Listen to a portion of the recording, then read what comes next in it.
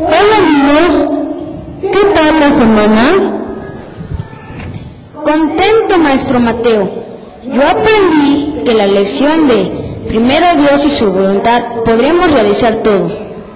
Ya sabemos que gracias a Dios el papá de Paco consiguió trabajo y nosotros ayudamos un poco. Sí, hasta mamá aprendió la lección y nos dijo que primero Dios le iba bien en su conferencia. Y le fue muy bien. ¡Qué bueno, niños! ¡Felicidades por poner en práctica lo que Jesús nos enseña!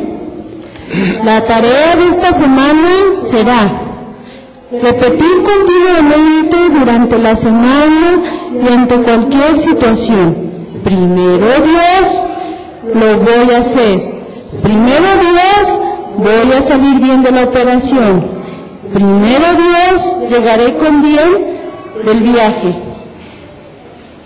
Y segundo, que este continuo repetirnos, primero Dios, nos mantenga en la línea de la esperanza, ante las desesperanzas de la vida.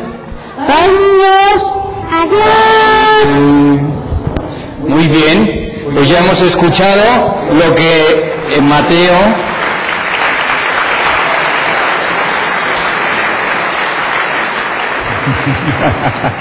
Esto ya parece el cine, ¿verdad? Se acaba la película y ya los niños.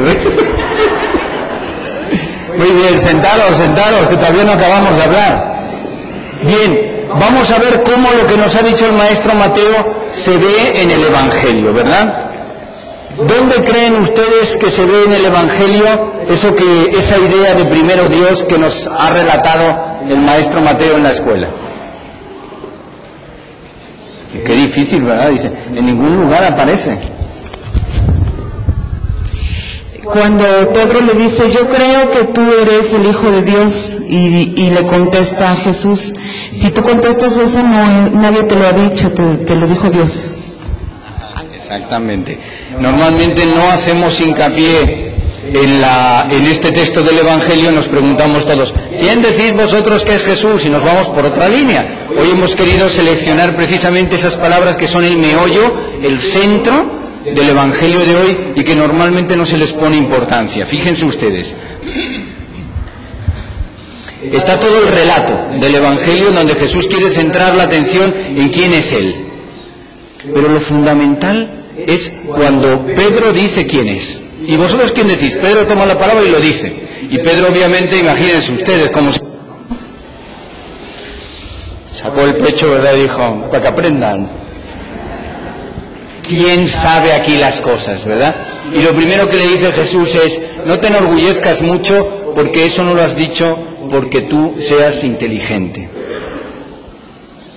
Eso te ha sido revelado. Es Dios el que tomó la iniciativa y puso en ti esa intuición. Sin embargo, yo entiendo, y es la situación bonita del Evangelio, que si Dios Padre te lo ha revelado a ti es porque quiere ponerte como piedra, y por eso yo te digo, ¿verdad?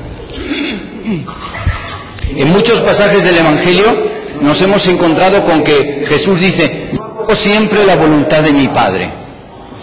Hoy encontramos uno de esos pasajes. Jesús no decide Él quién va a ser la piedra. No decide quién va a ser el primer papa, sobre quién va a fundamentar su iglesia. No es Jesús quien lo decide, aunque claro, nosotros con una mirada simplemente pagana, no de fe, diríamos, pues sí, como no, Jesús fue el que le dijo, tú eres piedra. Jesús estuvo con los ojos abiertos para descubrir qué mensaje, qué señal le daba su Padre sobre quién tenía que ser la piedra. Y en el momento en que Pedro dijo aquellas palabras, Jesús, con su fe, dijo, esto te lo revela el Padre. Es decir, es la señal que me da a mí el Padre para saber que tú eres el elegido, para ser la piedra. Entonces, fíjense ustedes qué bonito. Nosotros de ahí ya sacamos precisamente esa revelación en donde primero es Dios el que actúa. Nosotros que vamos viviendo en una sociedad pagana, esto se nos va olvidando. Antes era muy común, ¿verdad? Sobre todo en los pueblos, ya sabemos, en donde se mantiene la religiosidad como más fresca, en donde uno hablaba y decía, ¿vas a venir mañana a la reunión? Y decía, primero Dios, ¿no? ¿Ustedes siguen diciéndolo? primero Dios. ¿Qué quiere decir eso? Si Dios me da licencia, ¿no? Es decir, si Dios lo quiere, si es su voluntad, primero es Dios, primero es que me dé la vida, primero es que me dé la posibilidad, la capacidad, que yo tenga el dinero, que me pueda subir al camión, que no pase ningún accidente. Es decir, primero es Dios el que mueve nuestra vida. Y después, nosotros, ¿no? Ahí es lo que nos falta, la muletilla, ¿no? Hay una persona que siempre está con el primero Dios, primero Dios, primero Dios, y yo siempre le digo, y después nosotros, y después nosotros, y después nosotros. ¿Por qué? Porque las dos cosas van juntas. Imagínense ustedes, vuelvo al pasaje de hoy en el Evangelio, que cuando Jesús dice, ¿quién dice la gente que soy yo? Pedro siente la intuición adentro, de decir, de que le salga para afuera, decir, tú eres el Mesías. Pero de pronto Pedro dice, ay, qué tontería, mejor me callo, voy a hacer el idiota, voy a hacer el ridículo aquí. Y no lo dice. ¿Qué hubiera pasado?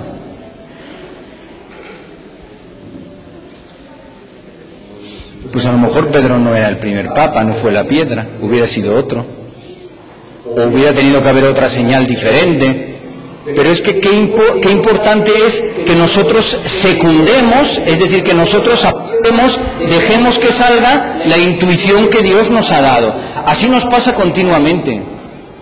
Sentimos ante una situación, si tenemos los ojos abiertos, sentimos ante una situación que tendríamos que hacer algo por los demás. Los ejemplos que hemos puesto en muchas ocasiones, ¿no? Vemos que una persona se le ha ponchado la rueda y la primera intuición, el primer movimiento que sentimos es, me paro y le ayudo. Pero digo, no, ¿y si me asaltan? ¿Y si yo tengo muchas cosas, que se pare otro? Es decir, todas esas cosas que nos decimos para no hacer lo que nos nace, es decir, lo que Dios ha puesto en nuestro corazón.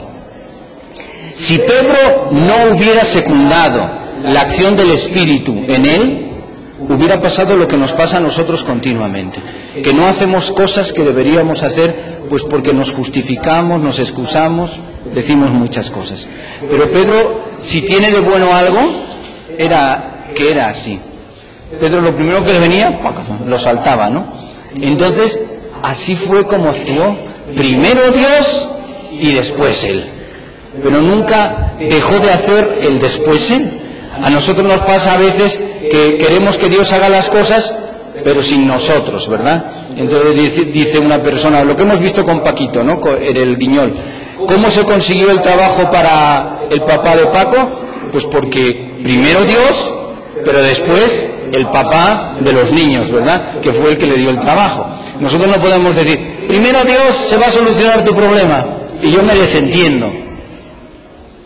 Así no se solucionan los problemas. Primero Dios, y eso lo tenemos que tener muy claro para no enorgullecernos, para no creer que somos nosotros los que estamos haciendo las cosas. Es muy claro ese mensaje en el Evangelio. Siempre será primero la iniciativa de Dios, pero que no nos falte el después nosotros. Después tenemos que poner nosotros lo que está de nuestra parte. Y una vez que se haya solucionado el problema, entonces decir con claridad, fue primero Dios, ¿verdad? Yo puse mi parte, porque para eso me ha puesto Dios en este mundo, para que yo ponga mi parte, pero siempre primero fue Dios. Y eso nos llena, como decía al final el relato del Teatro Guiñol, de mucha esperanza, porque si funcionamos así, si vivimos así, todos los problemas tienen solución.